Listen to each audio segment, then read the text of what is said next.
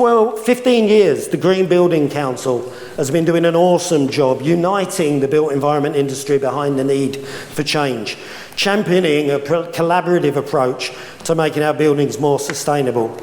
Here to set the scene with an overview of the challenges and opportunities before us, it's the UK GBC's Head of Climate Action. Please welcome Yetunde Abdul.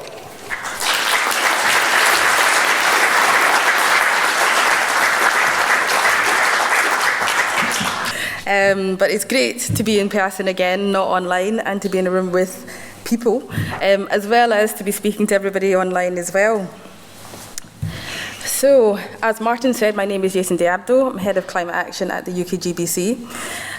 And although my focus could be quite broad when you think about climate action, I'm actually going to be focusing more today on net zero and carbon as part of this talk. So I was just speaking to Georgia, who's going to be speaking next after me, and found out that Elementa are members of UK GBC, but I still wasn't sure how many people in the room had actually heard of UK GBC and what we aim to do. So not for the people on watching at home, or in the office, but can I just have an idea of hands up if you heard of UK GBC or if you're our members? Okay, so not bad, at least a third. That's better than I expected. But I still thought it was worth just giving a brief overview of who we are and what our mission is. And this is to radically improve the sustainability of the built environment by transforming the way it's designed, constructed, maintained, and operated. And it seemed to me that the maintained and operated was most relevant for FMs.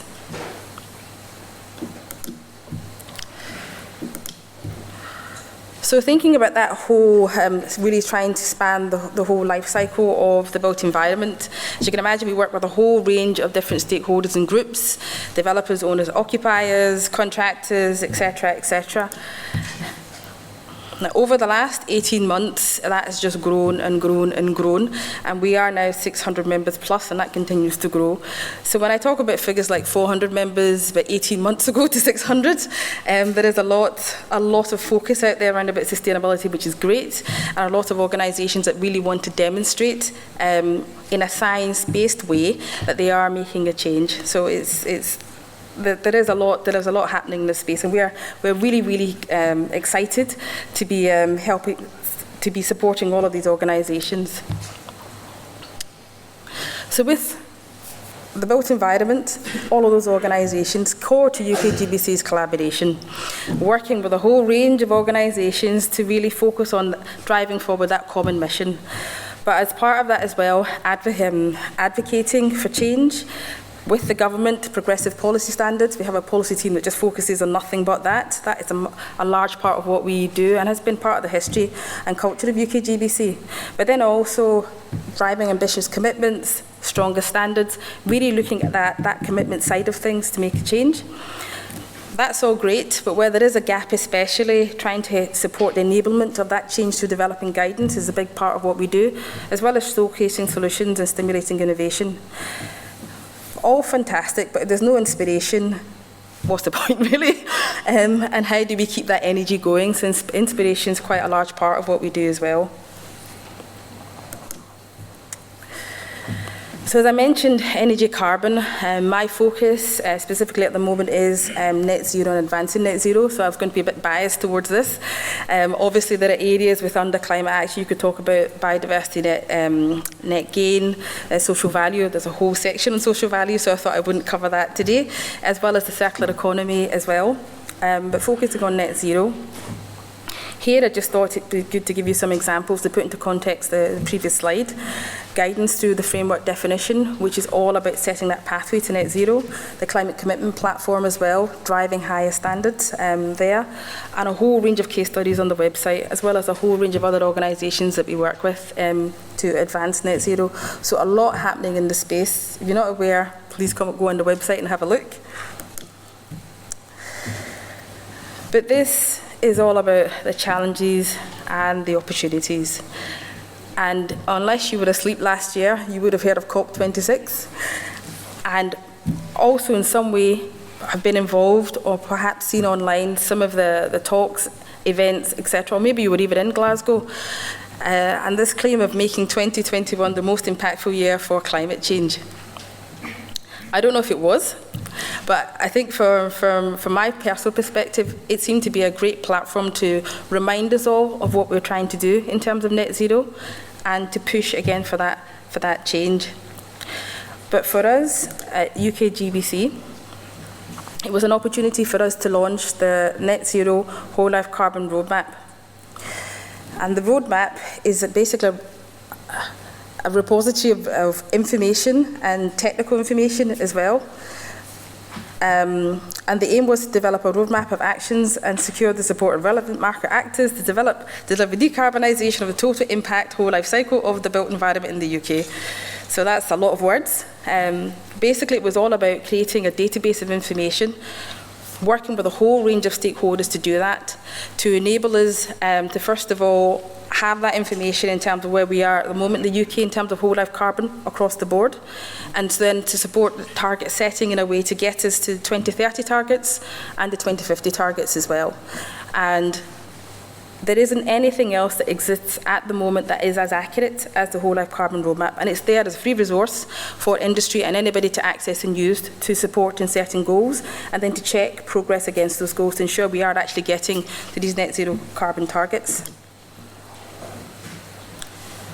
So maybe repeating what I've just said in a different way, building consensus towards a pathway to net zero, developing carbon targets in line with the Paris Agreement.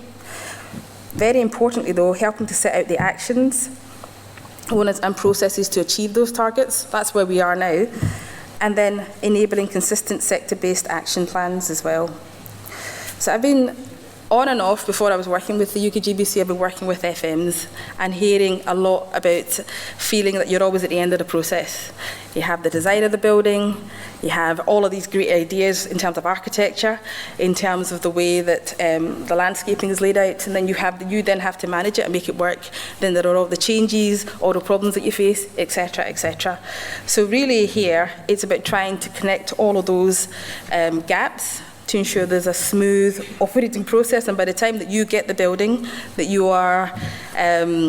feel you've got something that can support and drive relatively easily that net zero carbon challenge, understanding that's not always the case at the moment. So now I'm going to hit you with some slides and graphs, which I think reinforce the challenge. Future global scenarios. Top to bottom. Where we'd like to be is the purple line down at the bottom, but you can see there with the baseline and further up as well. Those are other scenarios that we could hit if we don't start to really focus down on what we need to do, and really start to think about accurate measurement, monitoring and reporting as well, to help us ensure we are getting towards those blue and purple lines.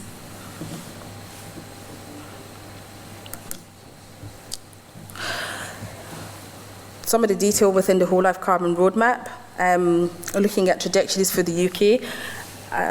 I wasn't quite sure if the words would come out large enough, but they do, which is great. So you can start to see yourself where we are, and as we start, and the trajectory for where we need to get to for 2050, and it's quite dramatic. There's quite a lot of work to do. So in terms of that focus, whether you're talking about non-domestic capital carbon, F-gas, non-domestic operational carbon, or domestic as well, because that's a large part of the story, there is a lot there to do. And just specifically focusing on operational carbon, because I think as FMs, that's potentially what you're always quite focused on day to day through measurement and energy metering, etc., etc. Again, you can see there's quite a dramatic shift that needs to happen to start to take us towards even 2030, let alone moving on towards 2050. So in terms of that focus, understanding what the impact is, that detail in terms of accurate measurement, monitoring and reporting, it's key for us to look at how we do that, and to ensure that we all hopefully, well not hopefully, absolutely definitely get there. I didn't want to leave just talk about operational carbon without some focus on embodied carbon, which is maybe more about procurement practices, operational practices, thinking about asset management plans, planned preventive maintenance, etc. And there is quite a bit there to do from our perspective, when it comes to EPCs and guidance and consistency around about the reporting and measurement of embodied carbon, that's something we're looking at the moment. But again, this shows you the scale of the challenge, because when we talk about whole life carbon, this is very much part of the story.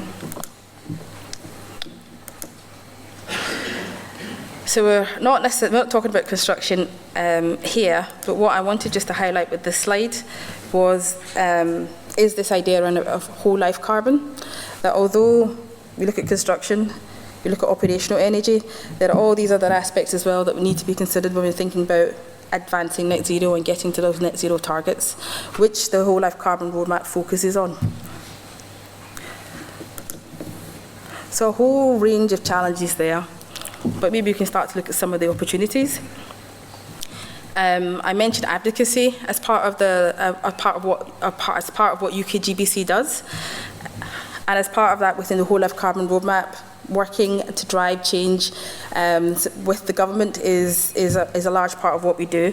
So here, I thought mainly focusing on non-domestic energy performance was maybe the area of most interest to you all as FMs. So performance rating schemes, that was a large part of the recommendations within the whole life carbon roadmap.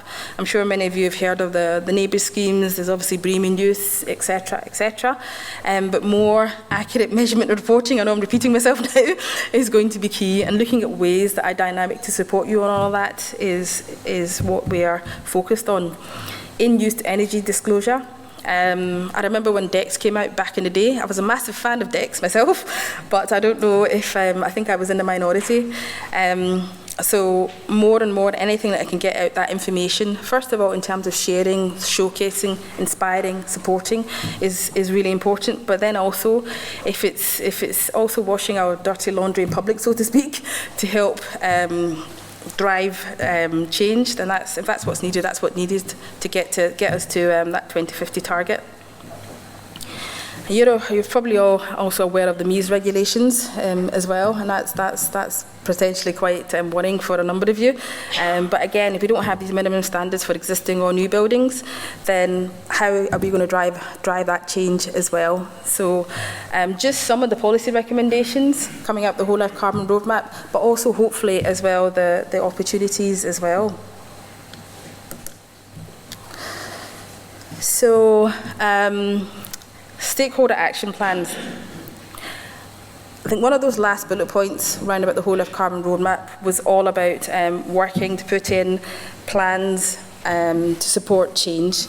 And one thing the whole life carbon roadmap does is it focuses on 14 different stakeholders and lays out in quite specific detail recommendations around about supporting change and moving towards those 2050, that 2050 target, 2030, 2050 target. So I just wanted to draw that to your attention more than anything else. I'm sure you've all got your own specific net zero carbon plans and working with organisations or companies that have that, looking at how to implement that in a realistic way, and then you're going through the day-to-day issues and problems of trying to actually make that happen, depending on when it's a new building, whether it's an existing building, etc., etc. So that's good. That's taking a lot of your time. But I just also wanted to draw this hopefully potential resource to you as well, as something that we've put in place specifically to support all of you.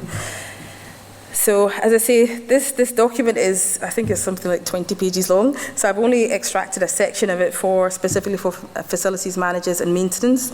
You can go on the website now and download this and have a look at the detail yourselves if you'd like. But here, there are some immediate actions highlighted. None of this should come as a surprise, and potentially are maybe ones that you're doing day to day anyway, but it was really good to focus it in this way. First of all, to have it out available for yourselves, but then also industry and other actors as you're all coming together to work together and hopefully understand each other better to support that drive and change as well. So I think I might have canted through my 20 minutes. I'm not entirely sure, but I am coming up to wrapping up now. A lot of information there, a lot of slides, a lot of graphs, a lot of colours, all very pretty, I'm sure. But ultimately, I just wanted to reinforce and come back to the fact that Without collaboration, without that advocacy, commitment and focus, I don't know how we're going to get there. So really it is all about working together, and more, maybe it's just because we're UKGBC and we naturally do this, we're starting to see so much more cross-working, openness about information as well, that maybe for me personally in my career didn't exist 5 years ago, and a real spirit and drive to just move forward, which is great, because ultimately if we are going to hit the 2030 target, if that's what you've got in your organisations or the clients you work with, or that 2050 target, that's what's needed now. So maybe just a final note about balancing the scales. Reduced embodied impacts, reduced energy use, increasing renewable energy supply, and offsetting remaining carbon. Offsetting, I'm a chartered environmentalist and my background is environment in general, and I'm always against offsetting unless it's absolutely necessary. Everything else we should try and exhaust before looking to offset. But at the end of the day, it is a natural cycle which works in an equilibrium. Sorry, this is a scientist in me coming out here. Maybe that's also exemplified by my slides. But it is all about balancing those scales and balancing the environment again, as we attempt to achieve net zero carbon and just continue to live in a world that we're all comfortable with. That's essentially what we're trying to achieve. So challenges, but lots of opportunities there as well, and hopefully a little bit of excitement and fun as well. We all collaborate together to do it. Thank you. Thank you.